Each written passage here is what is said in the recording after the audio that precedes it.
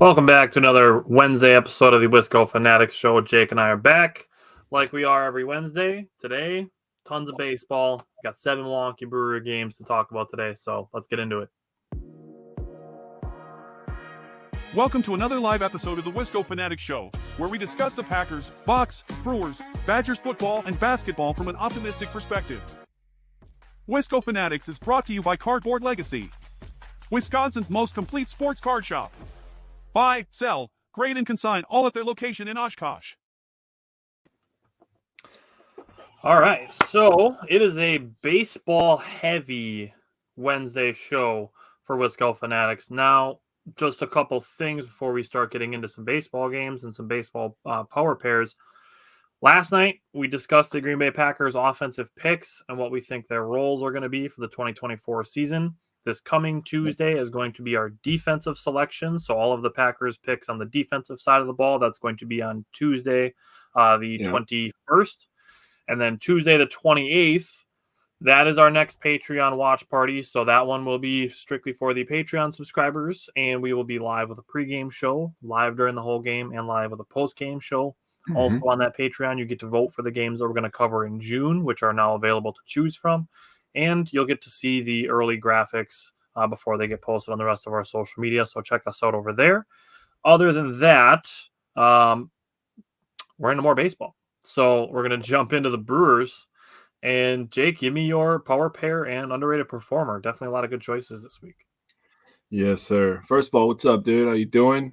Brewers episode just centralized on the Brewers, man, and I'm so excited for it. They deserve it. They're playing really, really good baseball right now. They had an awesome homestand. Can't wait to get into the context of that.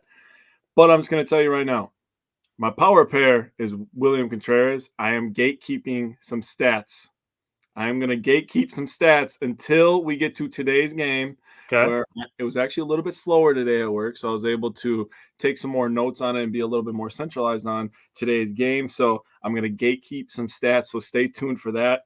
But with that being said, William Contreras, coming into today, these are his stats, 12 of 26, which is just absurd. That is absurd.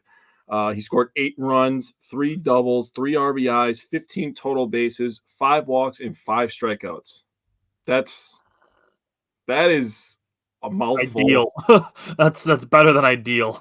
Yeah, that's I couldn't believe when I was writing these numbers. I was like, oh, and then this, and then this, and then I'm like, oh my god, dude, this guy's like kind of good, huh?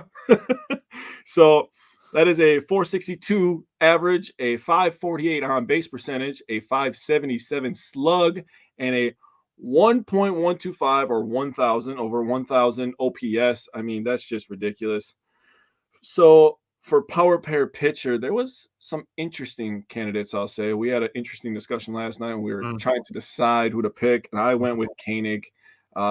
He's been kind of up and down. He's been with a few teams, but 2 games for him, 1 win, 4 innings pitched, 4 hits, 1 earned run, 0 walks, and 4 Ks.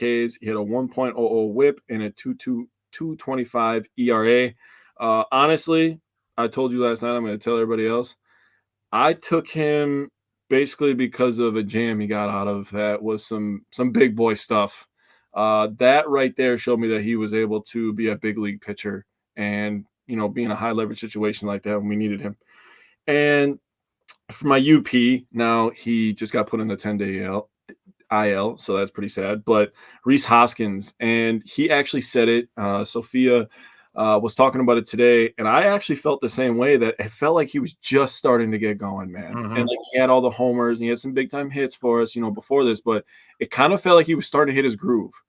And it's the same thing that I kind of felt about Yelich. Like Yelich was on fire on an absolute tear to start the year, but then he got hurt, and it was like, God dang it. And it just, it ended up lingering a little bit longer than people wanted. And also, to your point, bringing up about Blake Perkins, how he was playing so good that it was okay. They could take their time with Yelich, right? Mm-hmm. And hopefully not the same situation happens with Rhys, but hamstrings are tricky, right? Mm-hmm. But with that being said, Rhys Hoskins is my UP, 5 of 14, 2 runs, 2 home runs, big boy home runs, 8 RBIs, 3 walks, and 4 strikeouts. It's a 357 average, 471 on base percentage, 786 slug, and a 1.256. Again, that means over 1,000 OPS. I mean, he was raking too. The Brewers were playing some offense on this homestand. Mm-hmm. For sure. Michael asked the question: Contreras extension now or tomorrow needs to Now. get done. Honestly, I'm not so much looking to like extend him beyond where he's currently under team control because I believe it's through 2027. Okay. I would just like to see an extension that takes away his arbitration years. Yep. Yeah, I'm with So that. essentially sign him to a 3-year extension that goes from 2025 to 2027. I'm with That that. way you don't have to deal with arbitration. It's all set and done, and you don't have to worry about a handful of dollars here in either direction. It's just everybody knows what the deal is going to be, and that's what it is. Yep. I'm with that. So that's how I'm looking at the extension now. Not trying to extend him to like 2029, but just like I said, buying out those remaining arbitration years.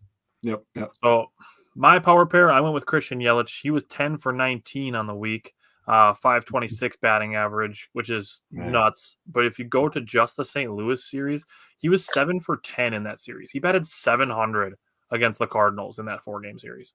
Man. Man. He had a walk. He had 2 extra base hits. He scored 4 times out of the 10 times that he was on base, and he's currently on a 5-game hitting streak. And then you get to a game like today, and we'll talk about it. But being able to use, Christian Yelich and then give him a day off and just beat the hell out of the Pirates, and then be like, all right, yeah, we didn't have to use him today at all. So just giving him an extra day. My power pitcher, I am so excited. And Jake and I both made videos. What's up, Brett? Jake and I both made videos about his first start, and we included some of the video. It's a little grainy because it's 2 years old, but Jake and I talking about Robert Gosser and being like, okay, we have to wait and see. We have to be patient, wait to see what we get from him. That's the nature of trading for prospects. You have to wait and see what they're going to do. And Robert Gosser has not disappointed. If anything, he's exceeded expectations. Yep. So he made 2 starts in the last week. He's pitched 11 innings, gave up 8 hits, a walk, 6 strikeouts, and only 1 earned run in his first 2 career starts. He is now the first Brewer in franchise history to have wins in his first 2 appearances. Can I add something? Go ahead. 8 hits, people are going to hear that and be like, oh, wow, that's a lot. All of them are singles. That is worth mentioning. And the other thing with that, he's pounding the strike zone. Yep. He's pounding the strike zone. Yep. He's thrown somewhere in the ballpark of 160 pitches, and he's got 1 walk. Yeah. That's insane. Yeah. Brett said he's only 24. Yeah. I hope he never wears another jersey besides the Brewers jersey. I agree. And then for my underrated performer, I also went with a first baseman. Granted, he's been playing a little bit of outfield, but I went with Jake Bauers. Now, since I think it was last Tuesday, if I'm not mistaken, was the first day that he went to it, he's gone to a toe tap. I'm going to bring up other players that have done so, and it's paid dividends for them. But Jake Bauers, since last Wednesday, 6 for 12. It's a 500 batting average. What's up, James? A 500 batting average, 8 RBI, 3 walks, 1 triple, 2 homers, stole 2 bases. About 3 weeks ago, when Tyler Black was up, I was like, Jake Bauers is on a short leash unless his power is here. And I'm going to give you a number about his power to demonstrate, what I wanted to see from him, and we are seeing it. So I'm back on the Jake Bauers train, and especially now with Rhys Hoskins being injured, we need him. So that's that. Let's get into the Cardinals series. Let's start with game 1. What stood out to you from the Brewers and Cardinals? Well, first of all, what a great way to get the homestand started, right? They needed this. This felt like a great way to get the weekend kicked off, right? So Myers is on the bump. He gives us 4 innings, 3 hits, 1 earned. He did walk 4, but 6 Ks. Koenig comes in for 2 innings pitched, 1 hit, 0 earned, and 2 Ks, and he gets out of the bases loaded, no outs jam. I mean, that was some big boy stuff. Got a double play in the inning, which definitely was necessary. But to allow 0 people to score on that is ridiculous in today's game with how good hitters are. And yes, pitchers are good too, but these guys are so good at hitting, man. They can recognize the spin of the ball, where it's going to be placed. They're the best. That's why they're in the majors, right? Can I give an interjection really quick, just because I want to give you credit on something? What's up? Last Wednesday, you said that you believed that fans were kind of unfairly criticizing Tobias Myers. Yeah. I wanted to give you credit on that because you started a good conversation on that, and I Mhm. think Tobias Myers had a nice bounce back despite being in some trouble in the 5th inning. So Yeah. he had the 4+ innings pitched, Mhm. and the 4 walks really hurt him. Mhm. But 3 hits, 1 earned run, and for him to be around 65 to 70 pitches is his sweet spot. I think that's a solid bounce back game for a AAA player who's been thrown into the fire. So I wanted to give you credit for starting that conversation. Well, appreciate that. But yeah, you mean you gotta set your stand. You can't have the same standards for every single player, and that's a message that we've been trying to tell people for the last couple of years. Mhm. And he has to have a different set of standards, and he's pitched very well for the situation he's been put in. Mhm. Hobie Milner, scoreless inning, and Vieira, another 2 scoreless innings for him, gave up 2 hits and 3 Ks. But He touched 100 miles an hour too, which I thought was interesting. It's like, okay, all right. he did. So I'm gonna leave the hitting for you. Just want to mention that Yelly and Contreras are both 3 or 4, so that's fantastic. But I have some stuff on Sonny Gray, which is why I don't want to be talking for the next 10 minutes. And I'm gonna leave the hitting to you. So Sonny Gray this year has given up 20. This is after the game. 28 hits, 9 earned runs, and 4 home runs. So, and he has not given up a run until this game before the 5th inning of any start that he's had. He gave up a run immediately in the 1st inning of this game. We are the first team to do that to him this year. The Brewers versus Sonny Gray. Now remember, 28, 9, and 4. The Brewers have 12 of the 28. They have 8 of the 9 earned runs, and they are 3 of the 4 home runs. Wait till you hear what they did to the pitcher today too. Oh, I know. I was listening. And you look at his record. His record is 4-2. He's off to a great start. He's a good pitcher. We are Mhm. responsible for the 2 in that 4-2. So the Milwaukee Brewers, if you want to complain about their hitting and runners in scoring position or anything else, first of all, you're going to be wrong because you don't know what you're talking about. And second of all, they're just touching everybody, man. I mean, Rhys Hoskins actually talked about it, coming out of this game, that they weren't able to get good swings on his fastball when they faced him in St. Louis. They felt like his fastball was leaning over the plate a little bit more this start first time, and they were able to touch that sucker, and they were able to put it all over the park. So with that being said, why don't you get into it, my man? So it was funny, and we had this conversation last week. The Brewers were off to a little bit of a slow start in May as far as hitting with runners in scoring position was concerned, and people were freaking out. Oh, we're back to the same old Brewers because of 1 week of May not being as good as the entire month of April. Yeah. We're holding equal weight to 1 week versus 4. Like, what are we doing here? Complaining for no reason. There needs to be smarter conversations had among Brewers fans. I'm sorry. And I guarantee you it's not everybody. I know it's not. Mhm. However, the select few that like to bang this drum that everything sucks when everything isn't perfect, that they are the louder ones. So those are the people that I'm talking to. And if you are one of the people that likes to refute those people who are just banging the drum saying everything sucks all the time, I am here to reaffirm you. Like I said, I made this promise last week that I am going to do more work during the regular season to help realize that there are things during the regular season that we can look at to say, okay, we can remain more level-headed. So this is one of the things that I'm going to do. It has to be facts over feelings. That's step one. It has to be facts over feelings. I am done letting people slide for saying shit by speaking from their feelings and not fact checking themselves. I made a post in a Brewers group last night because somebody was doing this based on last night's game, and I will give the stats when we get to that game. But this game was an immediate improvement in game 1 against the Cardinals on the Brewers hitting with runners in scoring position. James said, "Didn't you know that one loss means the sky is falling?" Yeah. That's usually how it goes. And imagine being a team that's going to win maybe 60 games in a 162 game season. Yeah.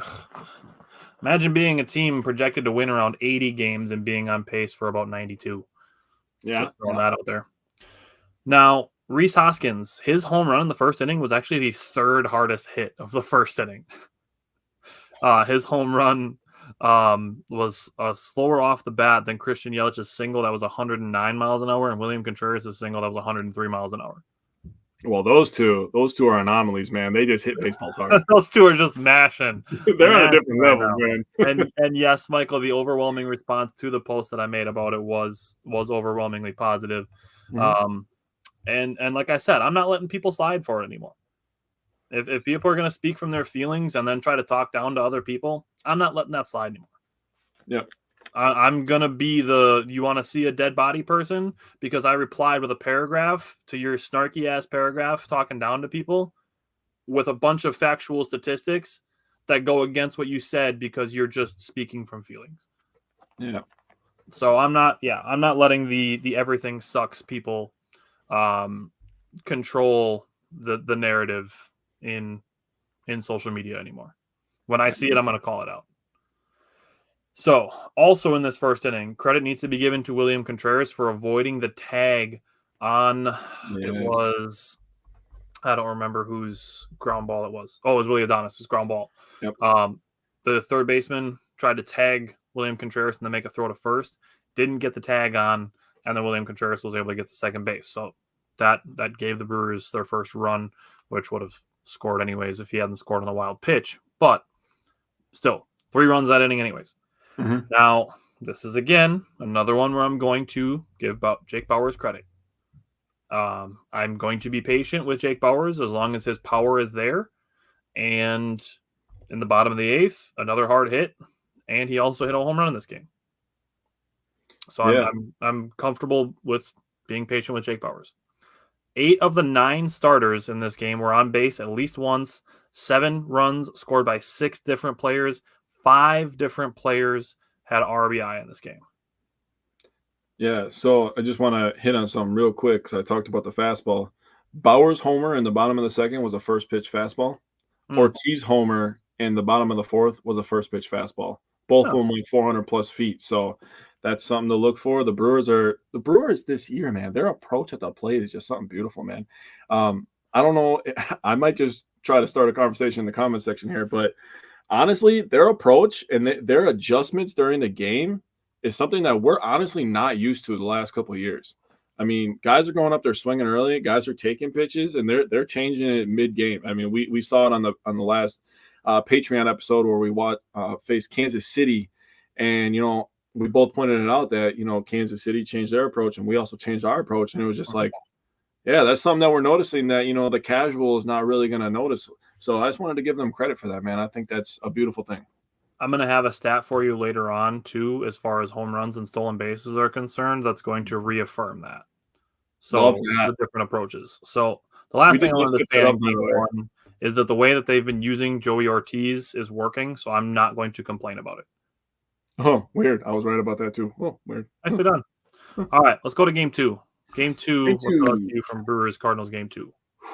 What a game, dude. What a Saturday, dude. Honestly, I used an entire page for just this game because I was just so excited and so happy to write down the stats for this one. So we used 2 pitchers, and I'm only going to talk about one. Yeah, that's fair. That matters. Gasser. I'm not really sure how you guys feel about it, what you want me to call him. I'm annoyed about it. I'll say that because I called him Gasser when they traded for him. Everybody was calling him Gasser. Then I got used to calling him Gasser, and now everybody's calling him Gasser. So. Yeah, I mean, Bill Schroeder called him Gasser a few times today, but I'm going to call him Gasser. I think that sounds better. But 6 innings pitched, 2 hits, 0 earned, 0 walks, 4 Ks. Also, go watch Tyler and I's breakdown of his game. I think we did some good stuff there. Tyler put in a lot of work putting that collage together, and then I just talked over it, so didn't do as much. Ruined it. Got it. Right. So I just want to give credit to the Brewers offense. I think they did an absolutely tremendous job. Now, Gasser was shutting down the Cardinals for 4 innings, or 3 innings, 4 innings, and the offense picked him up. And they scored a lot of runs. And they scored a lot of runs today when he was on the mound, too. So the Brewers have this weird thing going this year where they like to score. They used to not be able to score at all on left-handed pitchers, especially starters. And now when they have left-handed starters, they just decide to score a bunch of runs. I don't know what that is because they were doing it for D.L. Hall, too. That's true. That's true. That's fair. So Yelly got an RBI. Adames got 2. Bowers got 2. Hoskins got 2. Terang got 1. And Frelick got 2. And of those RBIs, Hoskins, one of his 2 RBIs was for 2 outs. Terang, Bowers, one of his. Adames, and Yelly, all with 2 outs. These guys were raking 7 RBIs with 2 outs. 8 for 15 runners in scoring position. They can't hit with runners in scoring position. And stolen bases. Oh, I had to do that, dude. I was thinking about it when I was going to say it. Yelly, Bowers, and Terang all got stolen bases. Adames with 3 doubles, dude. 3 doubles from Willie Adames. He's That'll up to 10. He got one off of every pitcher that pitched for the Cardinals, by the way. That'll play. Every single one. Contreras and Terang also had doubles. They both got them off of Lance Lynn. So we get into the scoring here. Hoskins singled to left. Contreras scored on error. And Yelly, great IQ by Yelly, dude, to see that Nootbaar fumbled the bag out there in left field, and he was able to run the bases. Nobody runs the bases better than Christian Yelich. It's going to be smooth. No, people are faster. Yeah. I want people to listen. People are faster, but nobody runs the bases as crisp as Christian Yelich. So just wanted to strides are perfect. He cuts the base as well. He rounds. He's perfect, dude. Mama Mia. So we get to the bottom of the 5th. Now, I'm about to talk for a second here, but this is all with 2 outs, dude. This is ridiculous. I have it written down too. Terang double. Bowers ends up scoring. Game is 3-0. Yelly reaches on a bunt single. Literally the most perfect bunt single I've ever seen in my entire life. You can't do it that perfectly on the Wii, and I don't give a shit what you have to say. Terang scores. It's 4-0. Adames doubles the right. Yelly and Contreras score. Adames gets the third. It's on a throwing error. It's 6-0. Then Hoskins reaches on an infield single. Adames scores 7-0. That is all with 2 outs. All of that nonsense happened with 2 outs. That is ridiculous. So the game went double, walk, single, double, single. Scored 4 runs. just absolutely bonkers. The Cardinals get a run from a double. It's 7-1. Bottom of the 7th, Frelick singles the center. Adames and Contreras score. Cherio to third. It's 9-1. Bowers tripled the center, which is wild to say out loud, by the way. Cherio and Frelick score. It's 11-1. We're all laughing in our lounge chairs on Saturday night. The Cardinals got a homer in the top of the 9th to make it 11-2. Now, one last thing I'm going to talk about, and I'm sure you heard this stat today if you watched the game. Gosser walked none, hit 1 batter, and became just the 5th Brewer ever to throw at least 6 shutout innings in his debut. The others were Jim Slayton in 1974, Steve Woodward in 1997. Oh, God, I'm going to butcher this guy's name. Chris Sayazin in 2004, and obviously Brandon Woodruff in 2017. But, man, Saturday, great day. Yeah, fantastic. Looking at Robert Gosser, like I said, Jake said it too, that we broke down his start, each of us individually. So there's 2 Robert Gosser breakdowns that you can find on our page if you scroll down a little bit. Yep. For me, looking at it, his slider, which apparently they've decided to call a sweeper, looked fantastic. He threw 79 pitches and 6 scoreless innings, only gave up 2 hits, obviously the 0 walks and the 4 strikeouts. He gave up 2 singles pretty early in the game. Was in the 2nd and the 3rd innings. He gave up 2 singles. After that, he retired 11 of the next 12 batters, and the only one he didn't was a hit by pitch. His control was fantastic in his first start. And there's some really, really good stuff in our breakdowns. But one of my things was he gets to an at-bat in the 6th inning where he throws 4 different pitches to 1 batter, and he is just up there guessing what Robert Gosser is going to throw him next. And he's just chopping at stuff, just like doing whatever he can to put the bat on the ball just to try to stay alive. Yeah. Gosser, I think he was feeling himself. Oh, he's calm and collected, but he's like, bro, I'm going to throw him a changeup. I've thrown 4. This is going to be my 4th changeup, and I'm throwing him one. So Gosser, I can't say enough good things about his debut. Yeah, agreed. And then looking at it, there needs to be some credit given to Kevin Herget. Yeah. For him to pitch the final 3 innings, and obviously the run support is a big deal with this. him being able to pitch the final 3 innings of the game saves the bullpen. It does. Anytime you can have that, that is helpful. Yep. And then looking at this game as a whole, the Brewers had all of the top 5 exit velocities in this game. And they're hitting the ball better because they're seeing the ball better. I've said this before, and I'm going to continue saying it. Exit velocity to me is an important measure of how well you're seeing the ball, because it means if you're hitting the ball hard, you're squaring the ball up, which now Major League Baseball has statistics on how often the ball is being squared up. Mm-hmm. It's a mark of being able to put the sweet spot of the bat on the ball. That is why I care about exit velocity. I would take exit velocity as a more important stat than batting average. And I know that's going to sound absolutely insane to some people, but think about Willy Adames. You know, he got robbed of a home run late in the game today, and I'm not trying to jump too far ahead, but he's been robbed of a couple big-time hits, and he squares the ball up a lot, and he's been hitting it hard, but, you know, he could have 11, 12 home runs pretty easily this year already. I would say if you're looking at guys, I could see the case for saying that you are probably more easily able to pick out good hitters based on their hard hit percentage than their batting average. Yeah, like Adames' stats are a little bit skewed because he does hit the ball hard all the time. Just sometimes he gets unlucky. Let me throw a different statistic out there. I believe Baseball Savant has it for sure, and I think Fangraphs has it. They have an XBA, so they have an expected batting average. I'm 1,000% positive that Willy Adames is much higher than his actual batting average. Yep, I agree. And that just goes to show, you know, essentially what defense can do to your batting average. And like I said, to some people on the interwebs today, there are more statistics than just batting average, and people need to move beyond it. And I'm going to come back to it when we get to today's game, because there's somebody else that I want to talk about it with as well. So let's go to game 3 of the Cardinal series. What stood out to you from that one? So what stood out to me is the Brewers just keep slapping the living hell out of the St. Louis Cardinals, and it's so fun to watch because we had to watch them have 3 guys beat the hell out of us for how many years, you know, when we were kids with Pujols and Wainwright, you know. I mean, that was just not great times for us. But, you know, the Brewers were actually pretty respectable still. But, you know, Peralta was on the mound for this one. He went 6 innings, gave up 8 hits, 3 earned runs, 1 walk, and 8 Ks. So, I mean, did his job, went 6 innings. I expect him to he did get the walks down from his last start, so that's a great thing. Hobie Milner pitched good in this one, only giving up 1 hit, had 1 K. Hudson as well, 2 Ks for him, 1 hit in his inning of work. And Trevor McGill got the save.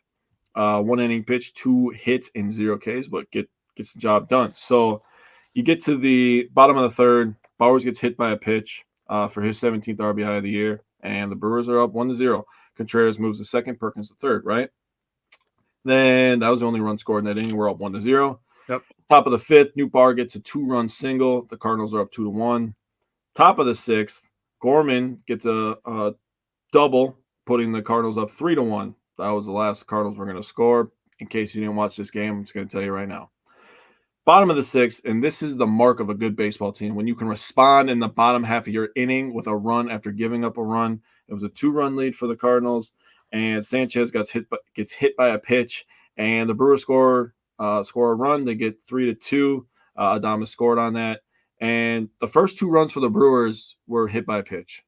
And I heard them say a stat, first team since, you know, blah, blah, blah, to score your first 2 runs and hit by pitch. I didn't get the year, and I apologize. I think it was 2019. 2019? Okay. Not positive, but I think that's what it was. But, you know, our first 2 runs were, you know, by hit by pitch. So then get to the bottom of the 7th, and Hoskins just decides to golf a baseball 400 feet, which is insane to me. Contreras and Bowers scored on it. And Contreras got on because he walked, and then Bowers hit a single to get Contreras to 3rd base, so we had 1st and 3rd. And Hoskins found himself down 0-2. There was a slider looking and a sinker that he hit foul, so he was down 0-2, has to choke up on the bat, right? First pitch after that, slider, ball 1, right? Now, okay, we're working back into the count. Ball 2 is a 4-seamer. All right, we're back to even. We're doing this thing, right? Ball 3 is a sinker. Now he has to throw you a pitch. He don't want to load those puppies. Slider, 89, bottom of the zone. And I'm going to tell you right now, Hoskins didn't miss that son of a bitch. He powered that baby to right center field to give the Brewers, first of all, an amazing moment because this game was on Fox. Mm-hmm. That call was incredible. And I was like, hell yeah. Hell yeah. So here's the thing, right? So this is the pitch that he hits out. This number 6 down here, the blue Yeah. one. That's not a bad pitch. No. that's a good pitch, dude. Like if he takes it, it's ball 4. But if you see that ball is in play, you're expecting like, okay, it's probably a ground out. Maybe it hits off the end of the bat and it drops in for a single somewhere. Right. Nope, just 407 dead center. All right, sick. Yeah, and the thing about it is he talked about it after the game and he said, yeah, I just caught a little bit too much of the plate. I'm like, dude, it was at your fucking shoelaces. What are you doing? Across the shins. But, I was just looking for something in the middle of the plate. I mean, it was in the middle. It was in the middle of the plate. So, I mean, just good stuff from him. I said big boy homers, and that was the biggest one of the week. So, great job. This is the thing. Michael said it's not a guaranteed ball 4. That is absolutely true. And I was annoyed in the first 3 innings of today's game too. I'm ready for some robotic umpires. At least start, freaking do it a little bit, like test it out, test run. That's the word I'm looking for. And I keep saying this, give me the AAA ball strike challenge rule, please. Well, they do that one like cool venue game every year. I think this year it's between like the White Sox and the Cardinals or whatever. I know the Cardinals are playing in it, but they do like that cool venue game where like they play at like some little ballpark or some like the Field of Dreams thing. Yeah.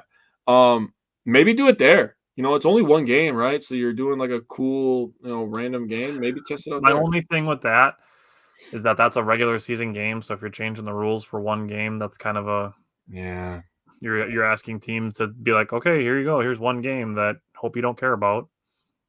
I think both teams entering it kind of sucks. So but I mean, you're looking at asking 2 teams to make 1 out of 162 a completely different strategy of baseball. I know what you're saying. I agree. So I think spring training is the place to test it out. All right. So I'll say that. Looking at this game from my perspective, you mentioned Freddie Peralta. Yes, he gave up 3 runs. However, you mentioned he got the walks down, which is important. But he had a lot of soft contact and some St. Louis devil magic go against him. Yeah. So when it comes to something like exit velocity, if the Cardinals are having a bunch of like soft, just slap, 69, 75 mile an hour balls that are just finding grass or rolling through in between fielders and stuff like that, I'm not going to bang my fists on my desk and be like, why is Freddie Peralta giving up runs? Baseball. It's going to happen.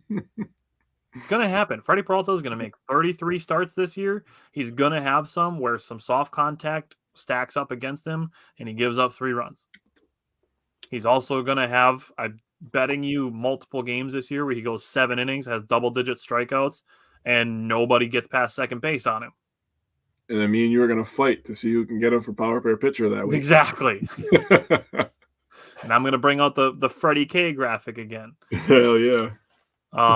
Yeah, Michael said the AAA rules as soon as possible. I think I'm actually going to write an article on that because it's something, it's time. Especially with as bad as umpires have been the first quarter of the season. Yeah. In this game, William Contreras extended his on-base streak to 19, which continues through today. Spoiler alert. And he was on base 3 more times with a double and 2 walks. And then, last thing, Christian Yelich. So this was a Christian Yelich scheduled day off. Now, Pat Murphy hinted at this, and Rhys Hoskins was up to bat with runners on second and third and first base open. Jackson Churrio's on deck. Still struggling at this time. This isn't today's Jackson Churrio. This is Saturday's Jackson Churrio. Mm-hmm. The Cardinals chose to pitch to Rhys Hoskins with the threat of Christian Yelich being put in for Jackson Churrio. Yeah. Pat Murphy, he didn't say that he was going to put Christian Yelich in that situation, but he said that the Cardinals might have thought that he was going to put Christian Yelich in that situation, and he said they might have been right. So that, again, if you don't think Christian Yelich has any value, the Cardinals being afraid of him literally put Rhys Hoskins in a position to hit the game-winning home run, essentially. Yeah. And good job by Rhys Hoskins for doing so. Agreed. So that's essentially what I had from Game 3. Now we can talk about Game 4. What stood out to you from this one? So this hurts because, well, you know what? I take that back. Doesn't hurt. We just ragged on the Cardinals for how long, right? I got to give him credit. Got to give him credit. 6 out of 7 times. It's almost like letting your little brother win one just so that he keeps playing. Yeah, I get. It's a great analogy. Because I believe we were up to 9 straight going back to last season. I guess Something like that. I was only keeping track of 2024 that we were 6-0 against them, and now we're 6-1. Oh no. Yeah. Oh no. But I got to give them credit because after the first inning, I mean, the Brewers put 3 on the board. The Cardinals could have mailed it in after absolutely getting their face bashed in, the last 3 games. And they didn't. They really held the offense down after the first inning. This is one of those games, like you said, it's one of 162 where it's just kind of like, all right, we won the series. We got 3 out of 4. We're going to, chalk this one up. I mean, sucks to lose on Mother's Day. The Brewers actually went into this game with the highest winning percentage in MLB history on Mother's Day. So, it is what it is, but the Brewers still did their thing. They were still competitive. I mean, Sanchez got an RBI, Hoskins RBI, Ortiz got an RBI. We only had 4 chances, 4 at-bats with runners in scoring position. We were 1 for 4 in there. Sanchez was the hit. He singled the left. Adames scored, and Hoskins was thrown out at home. So I wanted to bring that specific play, because again, and I'm gonna piggyback off you, my man. You talked about it last week. People complaining about getting thrown out at home, and I saw a bunch of people. And Sam Decker, sorry, got to call you out, Sam Decker. Got to call you out by name because you're a big boy name. He said Jason Lane consistently sending our slowest runners to get thrown out at home is a hilarious mistake. And I just want to tell you, if you're going to go for it and you're going to be aggressive, that bleeds through the whole team. I don't care. We're not playing this situational bullshit. See you later, Michael. Sorry to see you leave, man. I have some great stuff coming up. I know Tyler does too. I don't usually talk for people, but I can guarantee Tyler has good stuff coming up. I have a fun facts page. Spoiler alert. Fun facts page. Let's get that. But people complaining about Hoskins getting thrown out. I mean, can we stop? Do you want the Brewers to score runs and be aggressive or not? I mean, pick a side, really. That's all I got. Question needs to be answered. That wasn't rhetorical. That question needs to be answered. Yeah. And I think we should put that out there. Yeah. Because sure, there's times where it's like, okay, it didn't make sense in that situation. Mm-hmm. But like you just said, and it's a totally fair thing to say, is it bleeds through the whole team. Yeah. If you're going to be aggressive, be aggressive. And you got to live with the consequences of being aggressive. Yeah. If being aggressive worked 100% of the time, everybody would do it. True. There's pros and cons to every type of strategy, whether it's being aggressive or whether it's being conservative. Mm-hmm. Sure, you might not make as many outs on the bases if you're conservative. You also might not score as much. You might not, go as many feet on the bases. You might go 90 feet shorter at times. But we have seen tons of times the Brewers manufacture runs by doing things like stealing bases, by taking extra bases when they can, going first to third on hits to opposite fields. Like things like that, they do count. Just because not all of them score runs doesn't mean they're not important. Agreed. And again, I'm going to come back to another stat, and I'm going to get there. But this game, I've gone back and forth with some people on Bryce Wilson who are saying that his walks are a problem. And to that point, I have to ask whether it's a problem that he's getting a lot of walks, whether it's a problem that they're driving up his pitch count, or whether it actually affects the game. Because it obviously affects the game. But what I'm saying is that looking at his output, yes, you'd like to see him go deeper into games. He's also been a reliever for the last year and a half. You're right. His walk percentage is up about 4% from 2023, but he's not giving up astronomical amounts of runs. No, he's So not. that's where I don't think that it's necessarily a, quote, problem. Like, it's an opportunity for him to improve. It's an opportunity for him to keep his pitch count down and maybe go another inning in the game. But it's not something that's costing the Brewers wins. Do you know what this is, Tyler? This is a picture perfect example. And as you're explaining it, it's just becoming more and more clear. It's one of those situations where people are going to talk about it now. So then later, if they end up losing a game because Bryce Wilson walked a guy and he ended up scoring and the Brewers lose a game that they really need, they could be like, I was saying this back in May. Mm-hmm. It was one of those situations where they want to be right about something that's negative. That's exactly what it is. It's a justification, I guess, is what I'll say. So looking at it, Bryce Wilson has made 4 starts. Mm-hmm. He's pitched 4, 6, 6, and 4 1/3 innings. He's had 5, 3, 2, 3 walks. Sounds like a lot of walks. That's 13 walks in 4 games. It's an average of 3 a game on an average of about, call it 5 innings a game. Yeah. So you're getting about 5 innings and 3 walks. Mm-hmm. Here are his earned runs in those 4 games. 2, 0, 1, 2. He's given up 5 runs so you're essentially getting, on average, about 5 innings of 1-run ball and 3 walks. I don't give a shit how many walks he's giving up if the other team is not scoring off of them. If he's giving up 4 walks a game and 4 earned runs a game, and 3 of those 4 earned runs are coming off of walks, then it's a problem. Yep. Then there's a direct correlation. I agree with that. That's great work.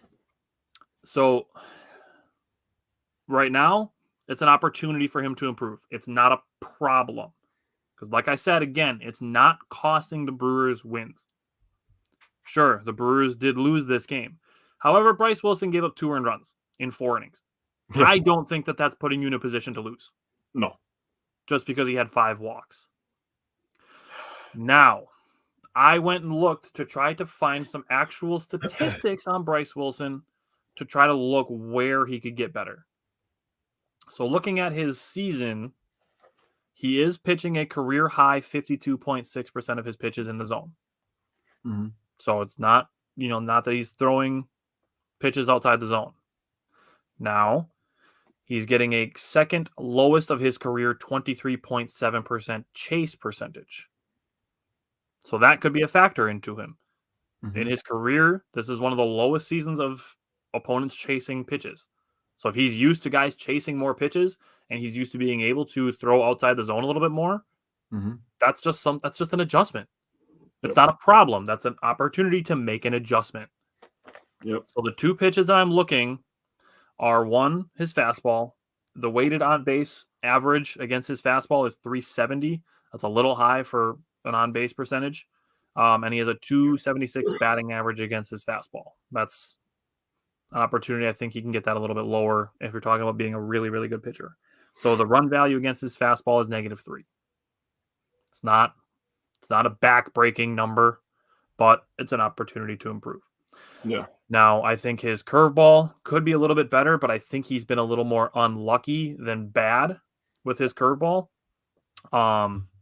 The weighted on base average is 340. And the expected is 316. So that's where I think he's been a little bit unlucky. Okay. Now, in 80 pitches this game, he threw 34 balls. That's high. That's 42.5% of his pitches that he threw were balls. On the season, it's 23.7. So, again, I'm going to say that this game is a little bit more of an outlier. I'm with that. Also, of his 80 pitches, only 9 were called strikes. That's 11.25%. So the 46 strikes were 37 of them were pitches that were swung at. And then looking at it, the opponent swing percentage against Bryce Wilson is the lowest of his career. And he's got a decent whiff percentage that fills up basically all of the conglomeration of everything he's doing on the mound. Oh, what a word. What a word. Got you. Nicely done. So, opportunity for Bryce Wilson, not something that we need to be like, no, he needs to be gone or whatever. I will say I do think Bryce Wilson, I think he could be put back to the bullpen. I think it would help the bullpen. And I think a guy like Tobias Myers could stay in the rotation just a little while longer until a guy like DL Hall is ready. He's going to be making a start for the Timber Rattlers next week. So DL Hall is on the horizon.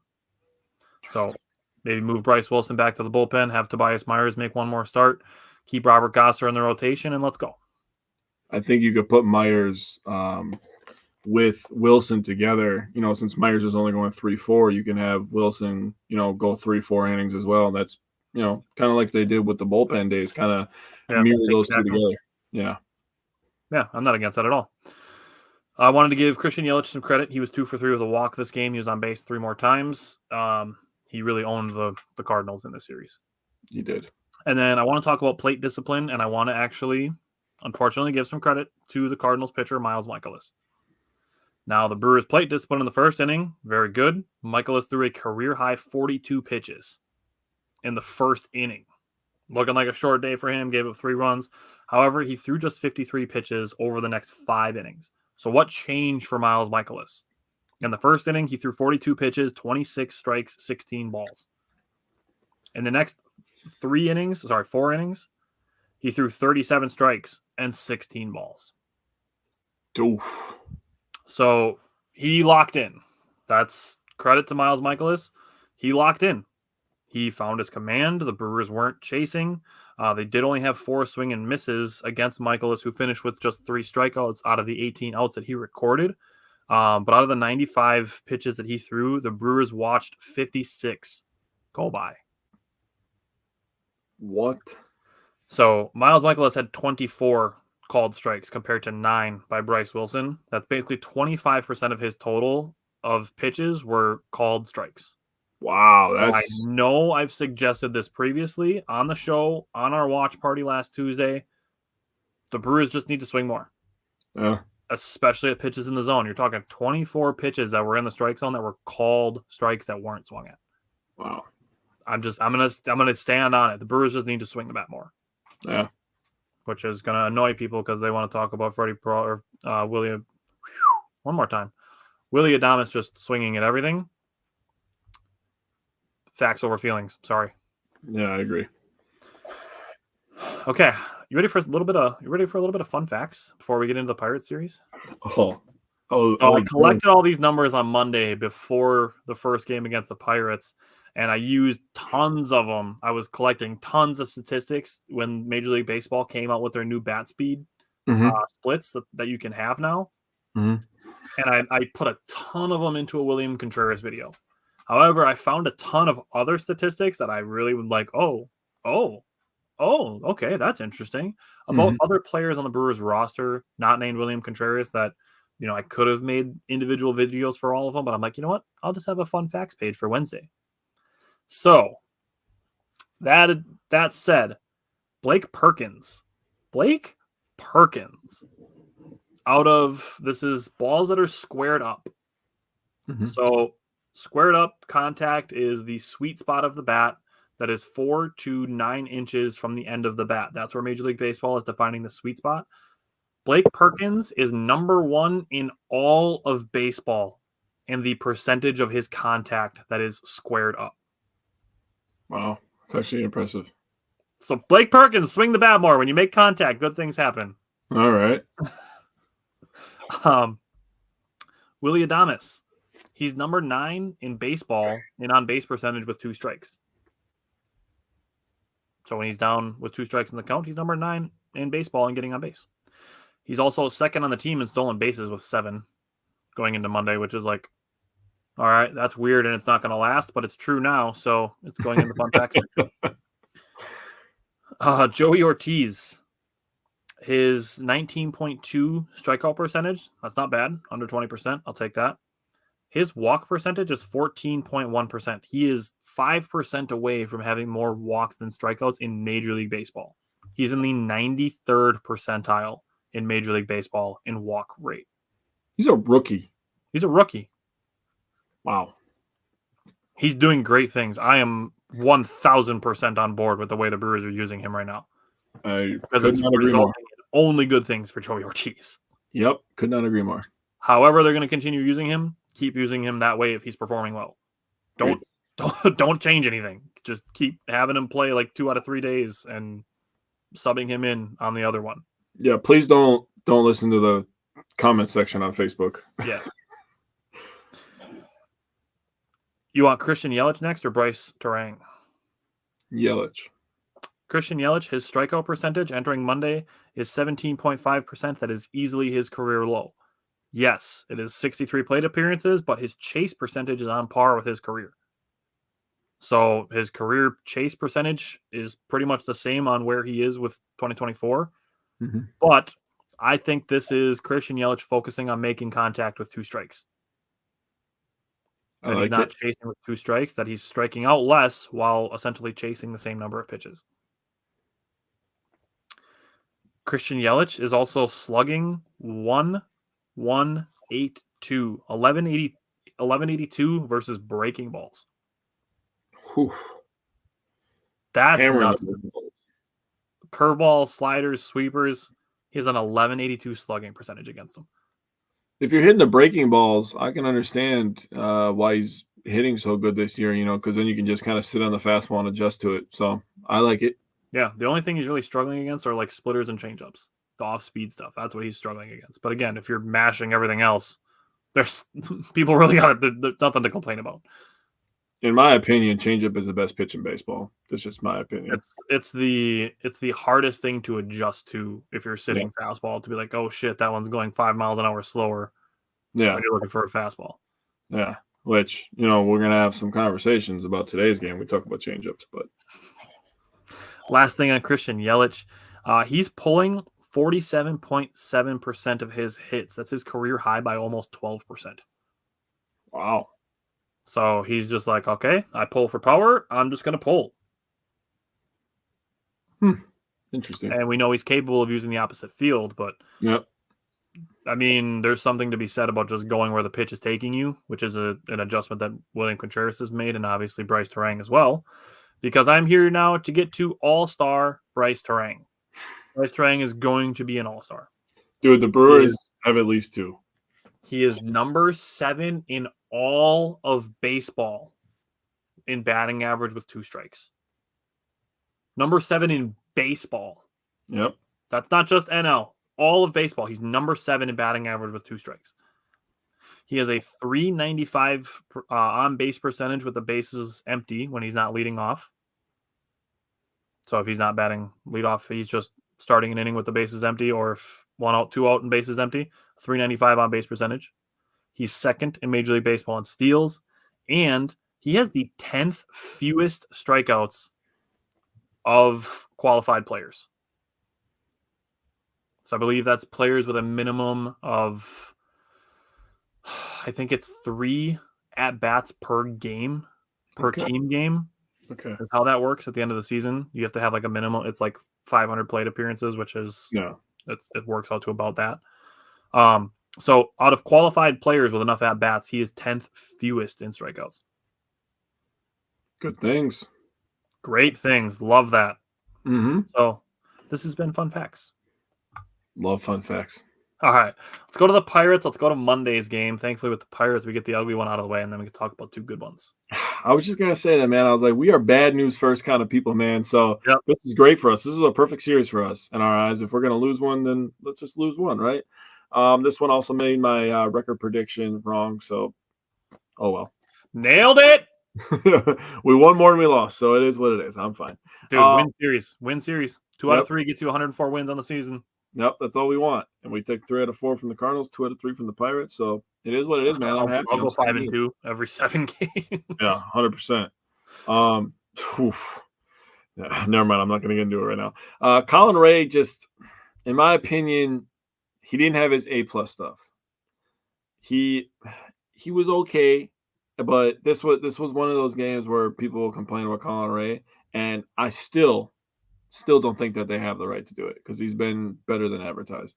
6 innings pitched, 6 hits, 3 earned runs, 1 walk, and 5 Ks. I mean, that's a decent line. Honestly, you're giving your team a chance to win. The 3 earned runs in 6 innings, you're giving your team a chance to win. You should be able to score more than 3 runs. But the Brewers found themselves down 5-0. Going into the bottom of the 7th, Adames hit his 11th double of the year. Contreras scored, and Monasterio scored. Jesus. Contreras got on base by hitting a single, so he got himself on. And Monasterio hit for Terang and got a walk. So got the Brewers to 5-2. Bottom of the 8th. Now, Perkins singles and a 2-1 count, gets on base. Sanchez singles with a 2-1 count, gets on base. Ortiz gets on base because of a fielder's choice and error by O'Neill Cruz. Bases are loaded. There's nobody to put Jake Bauers.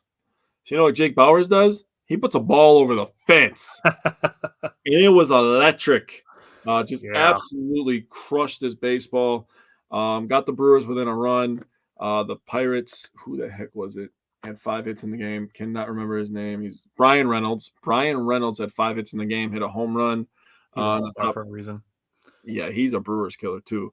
But, you know, he hit a home run and kind of put the game out of reach. But it is what it is. Bauers' grand slam was a fun moment. They gave the Brewers a chance to come back from behind and try to get a win, but it is what it is, man. They took an L today, or that day. Monday. Yeah, so I mean, listen, nobody likes losing. No. That's just a fact of life. But, you know, as often as we say, it's just one of 162. I really wanted to try to think of other ways to remain level-headed than just saying, you know, we can always play tomorrow, because when we get to the playoffs, that's not always going to be the case. True. So while, yes, right now, there's still months and months and months left of baseball, but you're not going to win every single game, whether it's the regular season, whether it's the postseason. Yeah. But unless you are something like the Oakland A's, there's going to be a next season.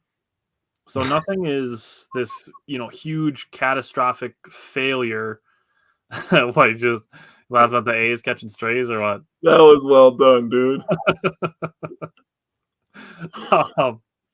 It's there just needs to be some level-headedness developed while we're in the regular season. So if you can't be level-headed during the regular season, you're not going to be it during the postseason. And this was the conversation I had last week when we were discussing Game 6 of the Bucks. So I wanted to throw that out there. Just try to remain level-headed during losses in the regular season. It will better prepare you for losses in the postseason, should the Brewers be there, should the Brewers lose in the postseason. Because here's the bottom line.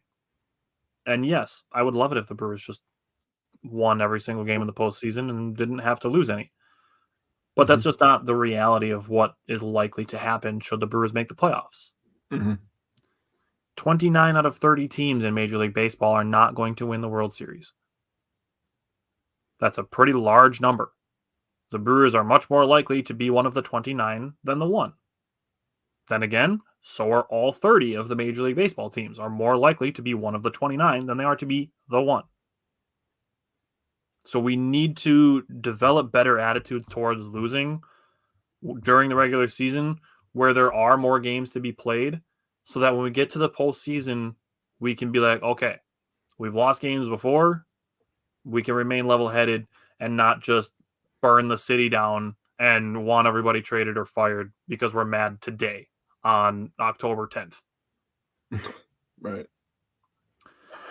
So there was a lot of hard contact by the Brewers in the second inning. There was a 93.3 mile an hour lineup by Willie Adames, a 96.4 mile an hour single by Rhys Hoskins, a 94.2 mile an hour double by Joey Ortiz, and a 99.1 mile an hour lineup by Jake Bauers. So the Brewers still hitting the ball hard over the course of the season.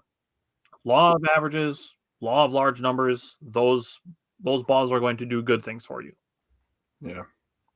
Just because they didn't today doesn't mean they're never going to. Which is something you can say about runners in scoring position. Just because they didn't today doesn't mean they're never going to. Just because the Brewers got off to a slow start with runners in scoring position in May doesn't mean that they're not going to be successful like they were in April. So, I will say Colin Ray had a better start than his last game. He was able to give the Brewers 6 innings pitched with 3 earned runs. That can give you a chance to win. 6 innings pitched and 3 earned runs. Even if you're down 3-0 after 6 innings, you still have a chance to win. Mm-hmm. If you load the bases and have a guy that went over the fence, that would put you in the lead.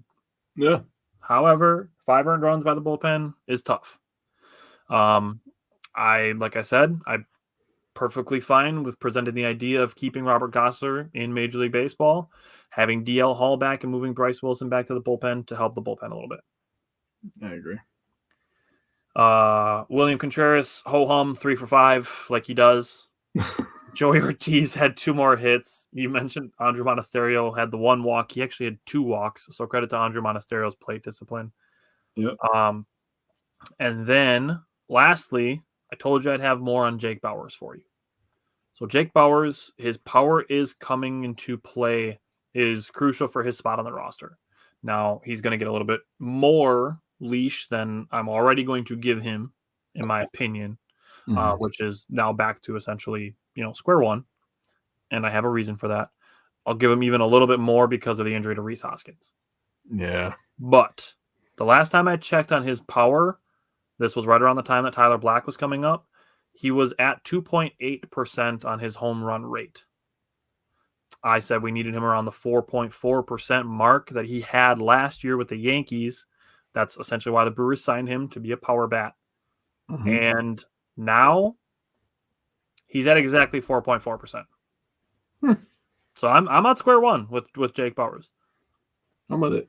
So I'm not either super we need to get rid of him or super he needs to stay.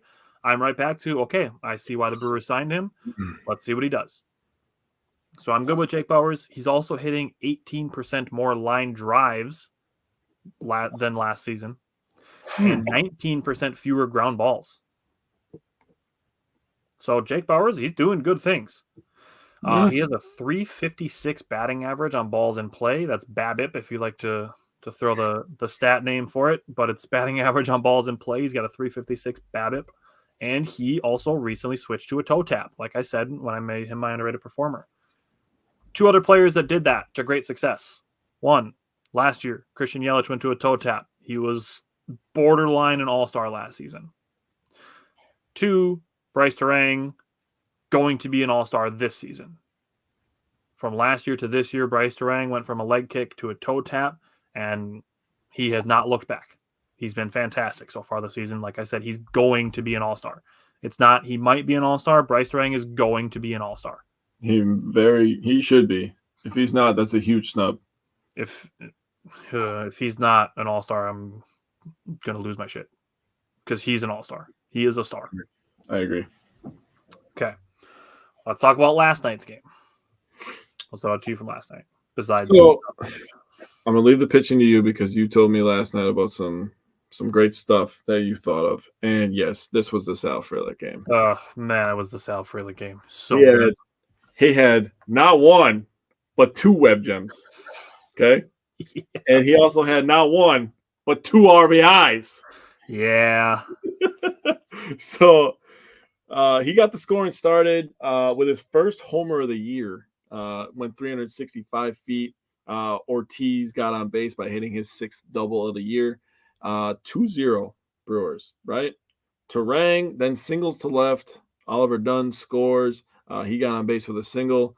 Churriel to third. Churriel got on base with a single. It's 3-0.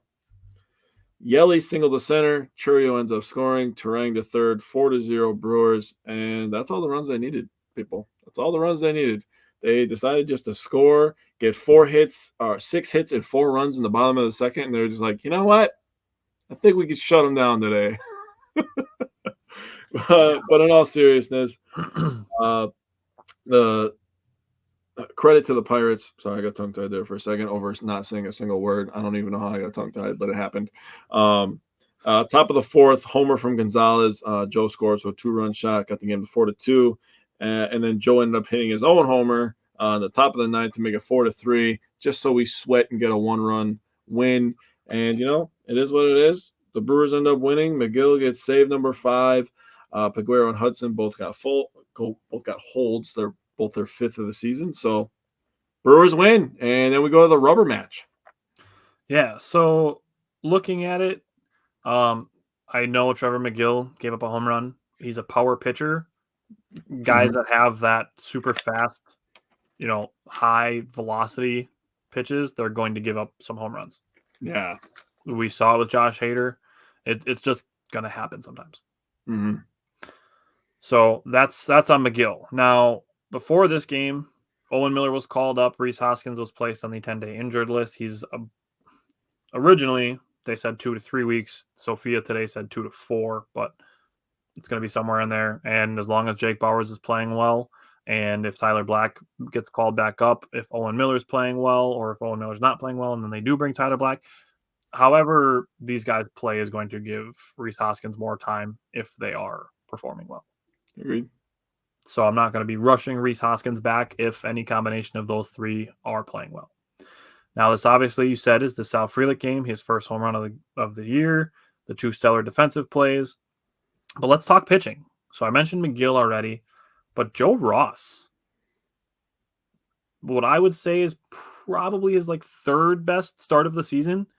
He had a lot of good swing and miss stuff, just needed to finish some ABs. One of his better starts overall, 21 swing and misses on 91 pitches. That's 23.1% of his pitches were swung on and missed. I like that. I love that. Oh, yeah. I love that. Now, he did have 1 walk, gave up 2 earned runs. But again, when you're talking about pitchers, you're talking about starters, guys that are giving you 4, 5, 6, 7 innings, Freddie Peralta 7, and giving up less than 3, maybe sometimes 4 runs. Mm-hmm. But I'll say if you're between 3 and 4 with your ERA, I think you're a pitcher who's doing enough to give your team chances to win. Yeah. And that's what I want from the middle to the bottom of the rotation guys. Just give us a chance to win. Yep. Freddie Peralta is one of those guys that I think you put out there and be like, okay, go dominate. Yeah. That's not what I'm looking for from Joe Ross. Nor should it be. That's not what I'm looking for from Colin Ray or Bryce Wilson or even Robert Gosser or Tobias Myers. I'm not looking for those guys to be like, okay, go dominate. Let's win us a 1-run ball game today. All right. Those guys, I'm just looking, give us a chance to win. That's all I'm asking for from these players. Joe Ross gave the Brewers a chance to win last night, and they did. Yep. They're not all going to be 11-2s or 10-2s or 7-1s. Sometimes you have to win 4-3. But the great thing about it is that the Brewers can win 4-3, and like we saw today, they can also beat the shit out of some teams. So that's fun. They can win multiple ways. They can score multiple ways, which I'm going to still. One more game, you got to wait for the statistic. But Todd said, great job, guys. Go Brewers. In my opinion, the only difference between us and Dodgers or Atlanta is the consistency in offense night in and night out. And, yeah, money will buy that for you. So it's still the fact that Shohei Ohtani, Mookie Betts, and Freddie Freeman are all on the same team is just ridiculous. But that's the landscape of Major League Baseball. The Brewers, however, they did fleece the Dodgers for Brian Hudson. I mean, don't look now, but the Brewers have the 6th most runs scored in baseball. Just saying, Todd. 20th round pick for another guy, probably going to be an all-star. Mm-hmm. Or should be an all-star. I mean, it's kind of hard for middle relievers to get all-star nods. It's usually just starters and closers, but Brian Hudson should be an all-star. Mm-hmm. Pitched another 2 innings, 0 hits, 0 walks, 3 strikeouts. If Brian Hudson comes into the game, you're not scoring. That's essentially how it's gone. True. I think he's given up 2 earned runs the entire season so far. Brian Hudson has been fantastic. I like it. And then Elvis Figueroa. Good for him to get a bounce-back game. He pitched an 8th inning, a 1-2-3, 2 strikeouts. Good to see Elvis Figueroa bounce back and get him back rolling because we are this close. If we can get Elvis Figueroa and Yoel Payamps both bouncing back, we can get the law firm going again of the Figueroa, Payamps, and Williams law firm. Although Brian Hudson might have something to say. He might be getting his law degree right now, and he might be joining the firm. Bro, McGill might have something to say too, bro. I mean, Jesus. All right, we got to think something rolls off the tongue nicely. The law firm of Hudson, McGill, and Williams. I mean, we might. I mean, honestly, with everybody there, right? We might just have to start calling it the starting five instead of the Fab Five. Ooh, we got to think of a name instead of the Fab Five, like Michigan had. We got to think of I kind of want to pit it now because like the way that Nicolay is coming up in Wisconsin, he's starting to get about as big as David Gruber.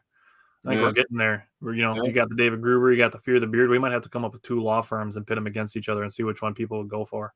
Hey, I'm a one call. That's all guy. I'm not switching sides, dude. I'm sorry. Okay. We'll see. You get a red pill and a blue pill, and you take whichever one. It ends in Devin Williams and his disgusting changeup that's going to be back in the lineup soon. So, excited for that pitch to be back in the bullpen. Oh, okay. Like you said, comes to today for the rubber match, playing for the series, looking for another series win, like the Brewers do. And again, you win 2 out of 3. You're looking at a 104-win season. Brewers' record would be 96. So that's that. Todd, this question came up earlier. Michael asked the same question on Contreras' extension. Todd said, my concern is we will pay Contreras when he wants his big money in his free agency year. He's under team control until 2027. My suggestion for an extension is to just essentially replace his arbitration years and just say, here you go. You're here through 2027. Here's your contract. We don't have to do arbitration. And you're here. That's where I am planting my flag. I'm with that. I mean, that's a great idea, honestly. Today's game. Oh, so we're going to talk about the home run derby, the mini home run derby the Brewers have today? Holy hell, dude. So I'm going to give one of my stats. Okay. Shout out to Joey Ortiz. He was on base 5 times today, dude. Yeah. 5 times. What a freaking stud. Keep using them the way you're using them. It's working. Freaking stud. Gosser, 5 innings, 6 hits, all singles. 1 earned run, 1 walk, and 2 Ks. I mean, he was hitting a little bit more of the plate today than he was in his first initial start, but he was getting away with some stuff because he has crazy movement. It is what it is. Pirates, to their credit, they're just a little more aggressive than the Cardinals. Yeah, they were. A little more conservative. Pirates a little more aggressive. There's ways to beat both, as the Brewers have done, as Robert Gosser has done. Yep. So, that and I was going to say, that plays into the point of you talking about how he was absolutely pounding the strike zone, and the Pirates knew that, and they were like, let's not let him get ahead of us 1-0 or 0-1, 0-2 all the time, and let's take matters in our own hands, right? Because if you don't allow him to use the sweeper as a weapon, probably a good thing for you because you're not going to be getting a lot of hard hits off that. Just going to say. Let me throw one thing out there, too, just on that subject of pounding the strike zone.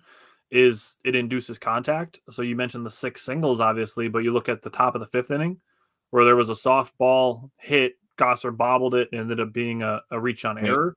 The very next pitch was grounded into a double play. Yep. That's what pitching to contact can do for you. That inning started with a reach on error and it ended up being a 5-pitch inning. Yeah, he because he doesn't have overpowering stuff. His fastball is 94, topping on at 94. Yep. He's a finesse guy, and there's nothing wrong with that. I love watching the finesse guys, dot the corners and work around up and down and change the speeds, and like that's exciting for me. And movement. As I feel myself turn into an old grandpa saying that, but I enjoy you to a baseball purist. Welcome to the club. You're getting more into baseball, my guy. I like it. I enjoy watching a good pitcher's duel, man. It's fun. But let's get right into this for our team. Right. Let's get into this, right? So bottom of the 3rd, Contreras hits a homer to right off a changeup, 350 feet. Churio and Frelick were on base. They end up scoring. Brewers are up 3-1. And I got to tell you, man, it is damn near impossible to sit back that long to perfectly hit a changeup like that. Yeah. That is ridiculous. And Rock ends up saying it on the cast, and he goes, I mean, that thing goes completely straight. I can't believe you hit it like that. I mean, you got to sit back. He's like, what doesn't this guy do? And I'm thinking, like, that's a great question, honestly. So still in the bottom of the 3rd, Sanchez has to one-up Contreras and hit one 370. Ortiz was on base one of his 5 times. The Brewers are up 5-1, and all of a sudden, you get that feeling, and you're just like, oh, this one might be one of those days, huh? Yeah. So then, bottom of the 4th, Frelick ends up hitting a homer to left center, 380 feet. So these things are just getting progressively longer and longer every single home run. His first career Oppo Taco. Yeah. And of course it comes off a lefty. Of course, right? Right? And that's where Tyler and I go, baseball, right? Baseball. Like, why you got one wouldn't lefty. You got one lefty. It's like you have a left-handed pitcher starting, and they have one lefty in the lineup, and it's like, God, that guy hit a home run off me too. And Really? opposite field, of course, right? Of course. Well done, Sal. Yeah. So then you get to the bottom of the fifth. Ortiz, who has the home run stroke now, he got off the schneid. He hit one, and all of a sudden he's just like, yeah, so I'm going to hit This like is fun. I should do this more often. Right.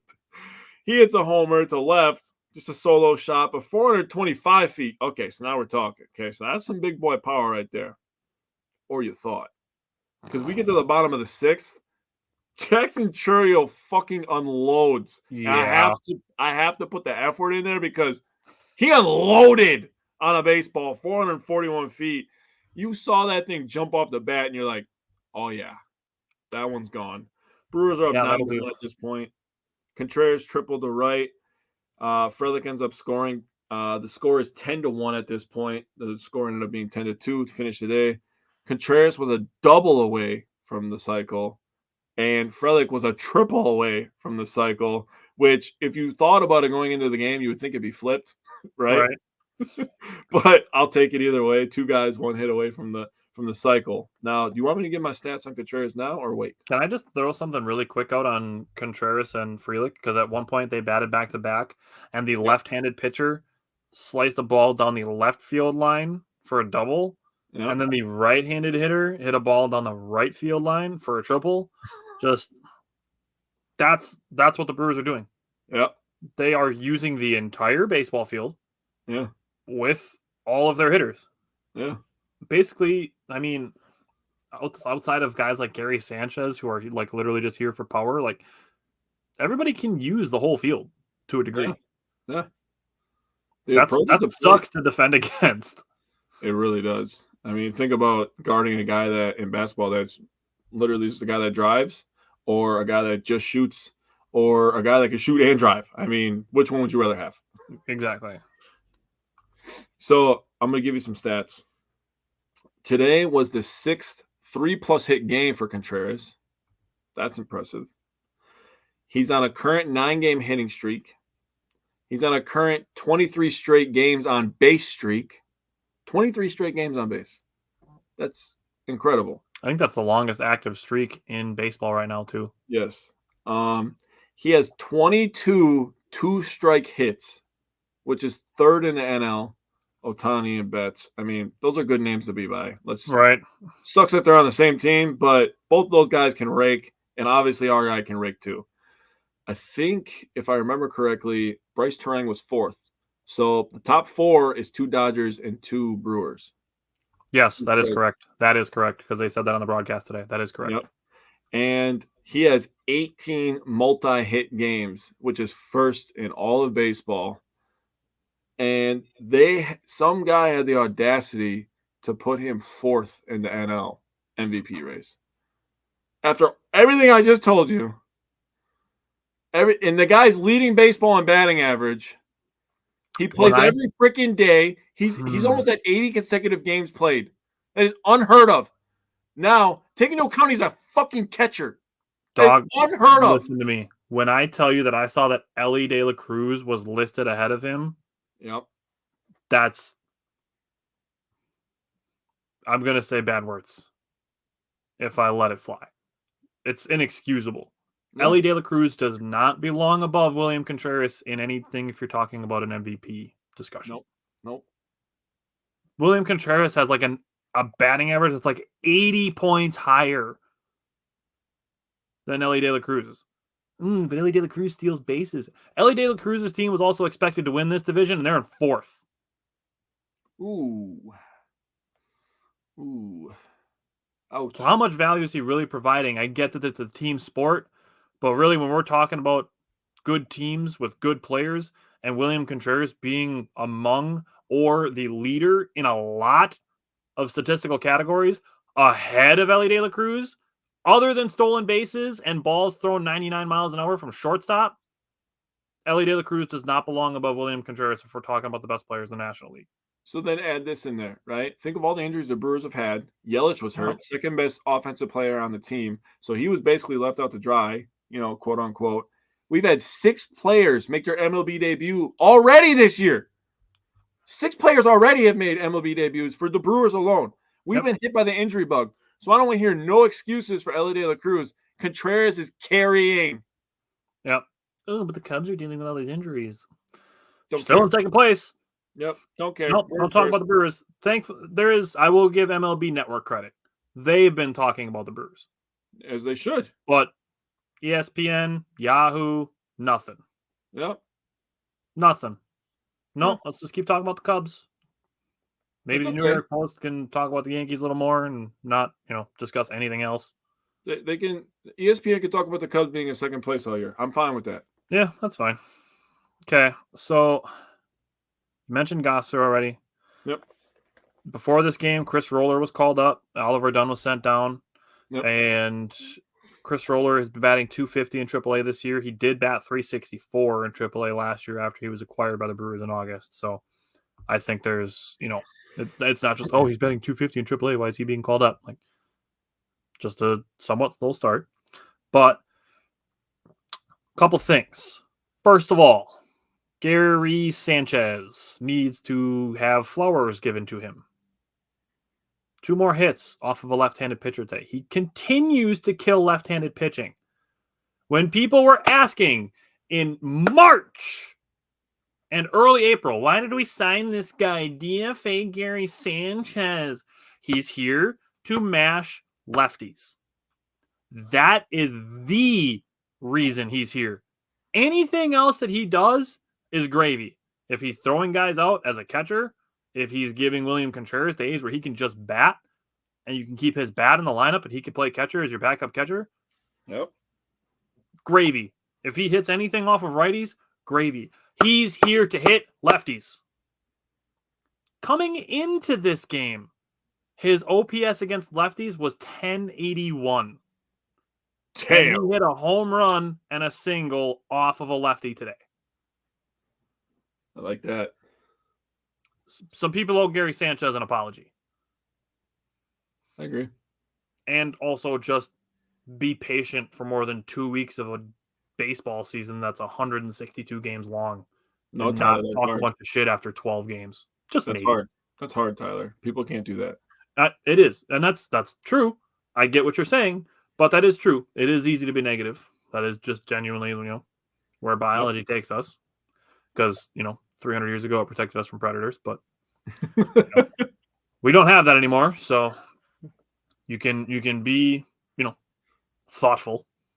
I agree. Just maybe do a little bit of research even. Maybe, just maybe, watch this show on Wednesdays once in a while and listen to some guys who will give you that statistical information.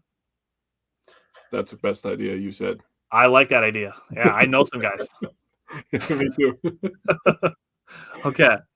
Martin Perez, the Pirates pitcher today, the left-handed Pirates pitcher. Something the Brewers have struggled with as a team over the last few years. So why bring in a guy who mashes lefties? I don't know.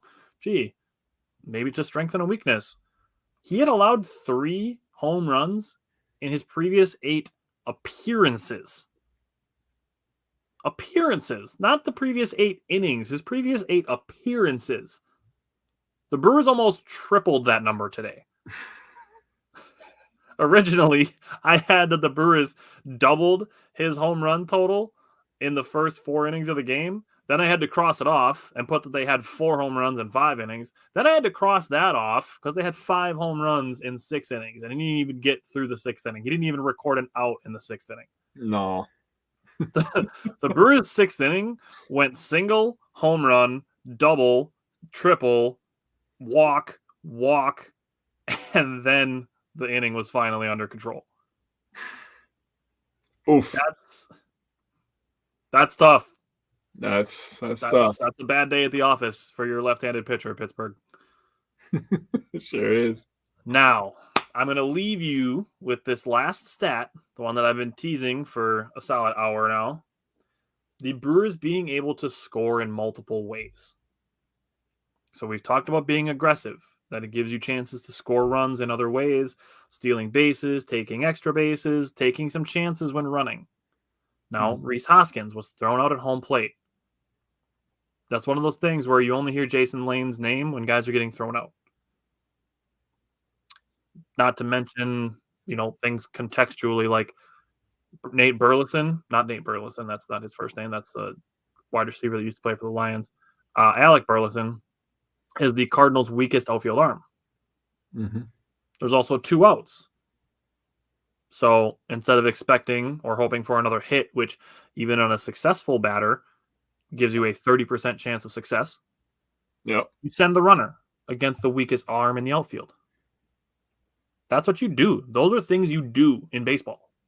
Yep. That's just a baseball thing. That's one of those things where people like to go online and be like, you don't know baseball, you don't know ball. No, that's actually a knowing ball thing. If there are 2 outs, you send the runner, especially against the weakest arm in the outfield. You do that 10 out of 10 times. Yeah. He's probably safe 8 or 9 out of 10 times. Yeah. It's just the one. Willie Adonis did get thrown out at third in a game the other day.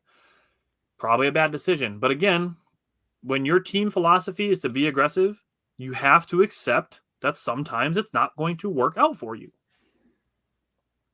Now, what I'm saying about this, the Brewers can win games multiple ways. They can score runs multiple ways. The Brewers are one of the only teams, I believe it's just them and the Phillies, that have 50 home runs and 50 stolen bases in the National League. But there are 8 teams that have hit 49 or more home runs as a team. The Brewers are one of the 8. 6 of the 8 have a hitter that has double-digit home runs. The Milwaukee Brewers and the Philadelphia Phillies are the only 2 that don't. Yo. The Brewers and Phillies are tied at 50 home runs. They're tied for 5th in baseball with 50 home runs as a team. Neither team has a double-digit home run hitter.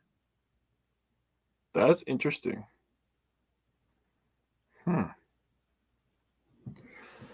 That's the Phillies series and everybody's talking about them because they're a big city. That's going to be fun stuff, man. Milwaukee versus Philly is going to be fun.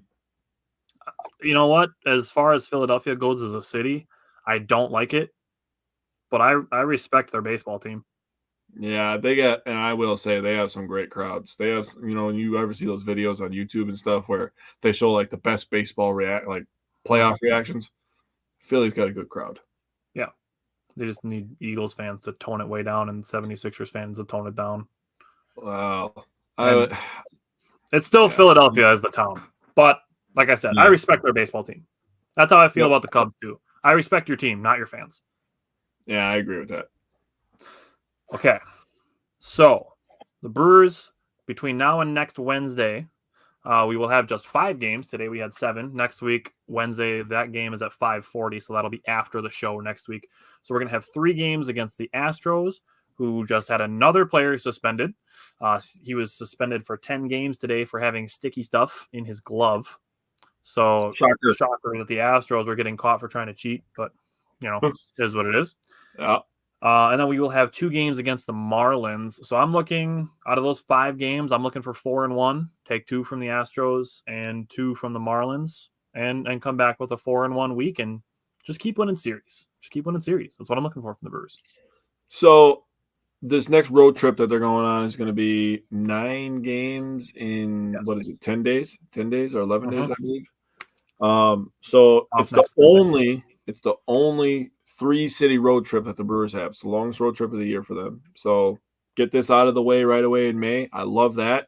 Last year they had 3-city road trips. It's not a crazy one either. Like they're going from Milwaukee to Houston, and then Houston to Miami to Boston. So it's not like they're going, east, west, central, west, Yeah, they're starting down here, they're staying down here, they're working up, and then they come back home. So I like that. Yeah. That's nice. I agree with that. Just making a backwards L for the 3 cities they're going to go into. And the Red Sox, if James is still here, the Red Sox are still are playing some good baseball too. But I'm also I'm gonna say 4-1 as well. I'm gonna say 4-1. we gotta take advantage. We were looking at the schedule. We were saying that, last week played the Cardinals, play the Pirates, 2 teams under 500 playing bad baseball. We're going to play the Astros. Astros are playing bad baseball. Marlins playing bad baseball, and then we end with the Red Sox, who are playing some pretty decent baseball right now, scoring a lot of runs. But Yep, they're decent. let's just win 2 out of 3 every time. Come back home. Nice cushy little lead in the NL Central, and then we'll be live on Patreon for the second game of the Cubs series. Yes, sir. We can just boo Craig Counsell the whole time. So that ties in. So that's it for today's show. Like Jake just said, May 28th, that's going to be our next Patreon watch party. We will be live before the Cubs game, 30 minutes before game time, have our own whole pregame show worked out. Mm-hmm. We'll have tons and tons and tons of information. And for people who are still watching right now, for people who are going to listen in the future, if they're going to listen tomorrow or Friday to today's show, this is something that the more of you that subscribe to this Patreon that can help us grow what we are doing and help us monetize a little bit more, that the more that we have that, the more that we can do of things like this. Yeah. So we can dive deeper into a game by game look at these baseball games. And when we get into the fall, and we can do this with football games and basketball games and baseball games, college and professional, it's just something that we really believe that we can make a difference as far as Wisconsin sports are concerned. Yeah. And that's what our goal is. So the more that people are coming to us and interacting with us, and like I said, if we can get more people subscribing to us, that we can focus more on this and give more information and help create a more informed fan base that talks from facts first, not feelings, that we can represent Wisconsin sports and Wisconsin as a whole better. Agreed. People just thinking that we're drunk idiots that just complain about things like runners, batting with runners in scoring position and saying the Brewers are trash at it, saying that they're literally trash with runners in scoring position, despite at the time of that comment that the Brewers were still 5th with runners in scoring position. And then, complaining about not scoring runs when literally, this is how easy this is. Look at it. So I open my phone, right? And I go to the ESPN app, right? I hit the standings, right? You hit that one. You go to overall. There's overall right there, right? You hit that one. And then you hit the differential one, right? And you see that, and the Brewers are, 2, 4, 6, 7. They're 8th in differential, right? So that's pretty good, right? And then you go over to the RS. RS stands for runs scored, okay? And this is the whole Major League Baseball, right? And you're going to complain about runs scored, right? Yeah, look at that. Would you look at that? We're second. We have the second most runs scored in Major League Baseball. I love that. That is crazy that you're crying about something and sounding like an idiot on the internet, which you should not do. So, I mean, that's crazy. Second most runs scored, and you're just bitching about not that scoring. Probably doesn't even add in today when they scored another 10. Yeah, it's wild. Which, that reminds me, I still got to find that stat. Okay. But again, I mean, the more that we can focus on this, the more that we can spend into it, the more we can do, more people we can reach, and we can move on past things like recency bias and small sample sizes. Reggie said the Brewers look great today. Absolutely, they did. They look great over the last week. At times, in little sections, they didn't look great. But a 5-2 week, talking winning 5 out of 7. Listen, people have this mindset of football, right? Because one game happens every week. If you take baseball and go week by week, just like you do with football, you could change Reggie's comment. I'm not talking shit, Reggie. You could take Reggie's comment and say the Brewers look freaking great this week. Yeah. Simple as that. And it doesn't, and, as we talk about zooming into games, that's a thing. But I just want to do 5 out of 7 games is a 7-14 winning percentage. Bro, that's nuts. That'd be 115 win season. Oh. Jesus. The amount of complaining that people have done over the last week of Brewers games. That pace over the last week, from last Wednesday to today, would put them on a 115 win pace. Okay, so the last 2 things that I want to throw out here. One is we were talking about the Brewers being able to use all fields as a team. That is definitely something that is factual. So I looked at it. The Brewers are 9th in opposite field percentage. Love that. So they're in the top 10 in opposite field percentage in baseball. Reggie said he's just trying to contain himself talking about the Packers schedule. We'll probably talk about it more on Tuesday when we do our defensive picks. We'll talk about that when we're doing a Packers-centric episode. Last thing I'm going to leave you with is a Jackson Churio statistic. According to Sarah Langs, for players to have 5 home runs and 5 stolen bases in their first 39 games when they were age 20 or younger, since 1901. Oh, God. There are 4 names on this list. It's Jackson Churio, Fernando Tatis Jr., Carlos Correa, and Ken Griffey Jr. Damn. Jackson Churio is on a list with Ken Griffey Jr., Carlos Correa, Fernando Tatis Jr. Those are names you want to be on lists with. Just so people understand. Those are insane names to be on a list with. I like that. So, other than that, we will see you Tuesday. We will be back with our defensive picks. Other than that, we will be back next Wednesday with more Brewers baseball. And for anybody wondering, I know we've had a couple conversations about it. Jake and I are in the works on planning our Bucks off-season content. We're going to be looking at our goals for the off-season, free agents, trade ideas. Draft is definitely something we're going to try to get a little deeper into this year like we've done with the NFL. Yep. So that is all coming. That's probably going to be a little more towards like early June when the basketball offseason really starts to ramp up a little bit more and some more teams are eliminated from the playoffs. But other than that, Jake, I will see you Tuesday night. Thanks, everybody, for watching.